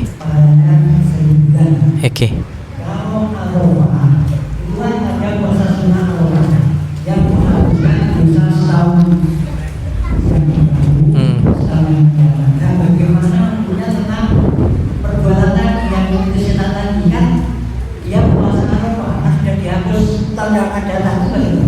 Aywa, Masya Allah. Waalaikumsalam warahmatullahi wabarakatuh. Hadis Nabi kita Muhammad SAW, puasa Arafah tukaffiru sanatal madiyah wal baqiyah. Dia akan menghapuskan dosa-dosa yang lalu dan dosa-dosa yang akan apa? Datang. Terus ngapain lagi puasa tahun depan? Kan sudah dihapus tahun lalu. Yakin kita tahun lalu diterima Arafahnya? Yakin enggak? Nggak yakin. Nabi Ibrahim aja nggak yakin, nggak ada orang memastikan dirinya pasti amalnya diterima. Bahkan doa Nabi Ibrahim, Rabbana taqabbal minna, ini Nabi ulul azmi minar rusul, bangun Ka'bah, rumah Allah yang paling mulia bersama anaknya yang paling mulia Nabi Ismail alaihi salam. Ternyata doa akhirnya apa? Ya Allah, terimalah amal kami. Nabi Ibrahim enggak bisa memastikan bangun masjid diterima oleh siapa? Allah SWT. Nah sama, kalau kita puasa tahun lalu, ngapain puasa lagi? Bukankah tahun depan, kita tahun lalu kemarin itu kan tahun depan udah dihapuskan, berarti tahun ini udah dihapuskan. Ngapain lagi kita puasa? Jawabannya, siapa yang jamin tahun lalu puasa kita diterima? Jadi seperti itu Pak. Nah, wallahu alam bisawab. Fadhal yang silakan. Ayo, fadhal, silakan. Gantian Ustaz yang tanya. Hah? Oh, aneh yang tanya. Taib, aneh yang nanya sekarang, Masya Allah Pak. Ujian gitu ya. Insya Allah. Taib, ini waktu kita 5 menit lagi, Insya Allah. Mudah-mudahan Allah cukupkan. Taib. Siapa yang mengatakan ibu-ibu, Masya Allah, nggak apa-apa. Silakan, Bu. Fadhal, fadhali. Kali-kali kita mengeluh setiap hari setelah capek bekerja. Apakah mengeluh itu manusiawi atau kita yang kurang bersyukur? Karena tadi kan sudah dijelaskan sama Ustaz bahwa Allah menyukai orang kuat bekerja dan berusaha. Yang ingin saya tanyakan, apakah mengeluh setiap hari itu diperbolehkan atau juga termasuk godaan setan karena termasuk orang yang kurang bersyukur? Taib, Masya Allah. Ini bagus nih pertanyaannya. Apakah mengeluh itu termasuk orang-orang yang lemah dan bahkan godaan syaitan? Maka jawabannya iya. Kalau dilanjutkan, stres sama hidup nanti dia. Betul. Capek manusiawi, ngeluh nggak boleh. Ngeluh bukan manusiawi, nggak boleh. Disebutkan kana Rasulullah yu'jibuhul fa'al. Nabi itu cinta dengan orang-orang yang optimis. Kalau ngeluh berarti apa? Pesimis. Nabi nggak suka pesimis, tasya'um, namanya nggak boleh. Syu'um itu nggak boleh, pesimis nggak boleh. Harus bertafaul, optimis, kita bisa selesai insyaallah. Nah kalau capek manusiawi, tapi nggak boleh ngeluh sana sini dan sebagainya. Kenapa? Sebabnya hal ini terjadi juga untuk Fatimah selaku ibu rumah tangga.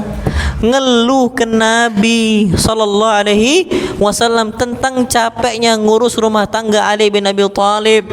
Nabi ada nggak pembantunya? Nabi banyak banget pembantunya. Siapa? Anas bin Malik, Ibn Abbas, para sahabat yang mulia-mulia itu. Jadi siap jadi pembantu Nabi kita Muhammad sallallahu alaihi wasallam. Abu Bakar ada pembantunya, ada. Umar ada, Utsman ada. Ali bin Abi Thalib kondisinya miskin, nggak bisa ngupah pembantu. Fatimah lihat yang lain dikerjakan rumah tangganya dengan yang lain, dengan pembantunya. Fatimah nggak ada, ngadu ke Nabi SAW. Sampai antum tahu, tangannya Fatimah itu sampai kapalan. Tangan kita kapalan nggak, Pak? Kalau nggak, apalagi ibu-ibunya. Kita selaku laki-laki gak kapalan gitu ya, apalagi istri kita. Insyaallah berarti aman kan? Aman. Fatimah sampai kapalan gitu, ngadu ke Nabi SAW saking numbuk untuk gandum dibuat roti dan sebagainya. Ngadu ke Nabi SAW. Nabi kalau ngasih pembantu aslinya bisa nggak? Oh bisa. Banyak pembantu Nabi SAW. Ada yang ngurus kuda Nabi, ada yang ngurus sendal Nabi, ada yang ngurus air wudhu Nabi. Semua ada Nabi SAW. Semua pelana onta Nabi, semua lengkap Nabi SAW. Kalau mau ngasih untuk putri beliau bisa. Nabi kasih? Nggak itu caranya. Orang akan pernah puas sama itu. Pas nanti ngeluh lagi. Nabi kasih, Nabi ajarkan. Apa kata Nabi SAW? Maukah aku ajarkan kepada engkau wahai Fatimah yang lebih baik dibandingkan engkau memiliki pembantu? Apa kata Nabi SAW? Tusabbihin Allah 33 wa tahmadin Allah 33 wa tukabbirin Allah 33. Engkau bertasbih 33 kali, tahmid 33 kali, takbir 33 kali. Ini zikir kepada Allah Azza wa Jalla lebih baik dibandingkan kita punya pembantu. Berarti apa maksudnya? Ibu-ibu kalau nyapu capek jangan ngedumel. Aduh, abot tenan rek. Ngadu ngomel gitu. Harusnya ngomongnya apa? Subhanallah, walhamdulillah, wala ilaha illallah, Allahu akbar. Beres gak pekerjaan? Beres. Yang menguatkan kita itu zikir kepada siapa? Allah Azza wa Jalla. Orang fisiknya lemah tapi kuat dia taat kepada Allah, kuat dia. Pemuda kuat fisiknya, kapan dia ini lemah taatnya kepada Allah Azza wa Jalla? Lemah dia. Berarti bukan patokan di fisik, di iman. Menguatkan iman dengan perbanyak zikir, enggak usah jauh-jauh. Banyak enggak pemuda-pemuda yang kuat fisiknya bangun masjid, bangun ke masjid enggak bisa bangun subuh? Banyak. Kapan ke gunung, puncak gunung bisa? Subuh ke masjid enggak bisa. Tapi banyak enggak laki-laki yang sudah tua bahkan buta ke masjid? Banyak enggak? Allah banyak. Apa kata Allah? Innaha la ta'mal absar walakin ta'mal qulubul lati fis sudur. Yang buta tuh bukan matanya yang buta. Yang buta tuh bukan matanya, tapi apa kata Allah? Hatinya yang buta manusia itu. Maka itu yang membuat kita lemah. Berarti apa? Jangan banyak ngeluh. Ngeluh tuh nggak usah marah-marah ke suami, nggak boleh. Itu bukan manusiawi, nggak boleh. Nanti akan terus seperti itu. Makanya ketika Allah kasih musibah yang bertubi-tubi kepada Yakub, Yakub nggak pernah ngeluh kepada satupun makhluk, nggak pernah. Ngeluhnya ke siapa? Allah. Ngadunya, bukan kesel ya, bukan kesel ngeluh kesel, enggak. Ngadu, ngelapor kepada siapa? Allah. Innama ashku bathi wa huzni ilallah. Aku hanya menyampaikan tentang kesulitan hidup saya, beban hidup saya hanya kepada siapa? Allah. Nah, berarti capek itu manusiawi, bisa dikuatkan dengan memperbanyak apa? Zikir. Adapun ngeluh maka enggak boleh. Karena orang-orang ngeluh itu akan membawa kepada sikap apa? Pesimis. Nah, wallah alam besok ini ibunya nanti dikasih panitia insyaallah. Fadhal yang lain silahkan Pak. Fadhal silahkan Pak. Assalamualaikum warahmatullahi wabarakatuh. Nah.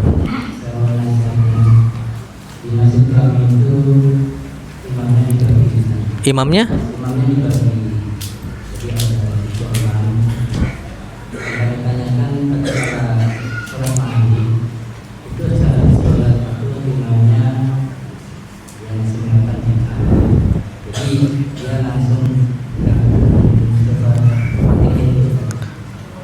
Oh iya, terus ketika zikir. Oke, baik.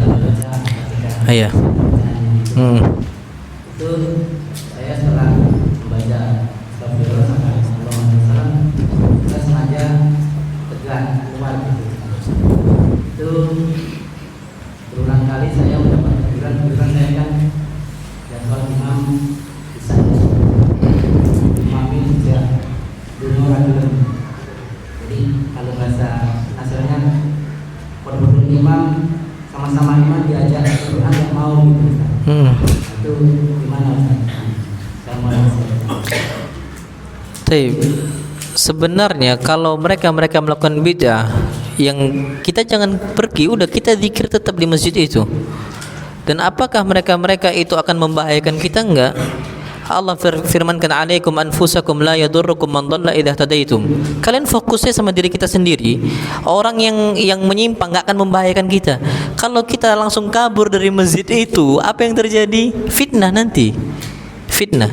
Dan kita enggak boleh mengingkari kemungkaran dengan kemungkaran yang jauh lebih besar. Mungkin dibilang eksklusif, atau kedua mungkin bakal lebih, justru kita pergi langsung itu akan celah masjid itu jadi kosong kan. Awalnya kita kabur dari masjid itu setelah zikir, lama-lama kita milih masjid yang lain. Sayang nggak akhirnya? Sayang. Memang kita butuh pendekatan. Dan wallah alam itu nggak ada masalah. Dan itu kondisi mereka seperti itu karena belum tahu. Nanti suatu saat insya Allah mudah-mudahan ada masanya mereka akan tahu. Dan biasa mereka musuhin kita nggak apa-apa. An-nasu a'da'u ma jahilu. Kata para ulama, manusia itu akan selalu memusuhi yang dia nggak ketahui. Sekarang dia kan nggak tahu tuh. Kita yang alhamdulillah di atas sunnah nih dimusuhin, nggak apa-apa. nggak apa-apa. Terus kalau saran ana, kalau ana di posisi beliau semisal, ana akan tetap di masjid itu gitu. Akan ana zikir di situ, minimal masyarakat itu bisa tenang dengan wujudnya kita. Kalau kita langsung pergi, kita akan tetap dianggap asing nanti suatu saat. Tapi kalau kita ada wujudnya di mereka, itu insya Allah kita akan lebih haula'i yasta'nisuna bina. Masya Allah ya. Disuruh sudahan, Masya Allah. Ana capek katanya. Masya Allah. Nah maaf Ana dari pagi udah jam 8, dari pagi keliling subuh terus sampai qadarullah Ana sampai sini Pak, ya afwan Ana belum bisa. Jadi seperti itu.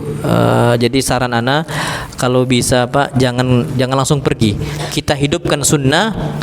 Enggak apa-apa. Mereka lihat kita enggak ikutan, yang penting ya sudah urusan mereka, lakum dinukum oleh dini kita gitu. Kalau kita langsung pergi takutnya nanti sunnah tuh enggak nampak lagi gitu.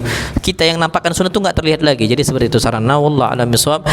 Kurang lebih maaf ya insyaallah mudah-mudahan kita bisa berjumpa di lain waktu dan lain kesempatan.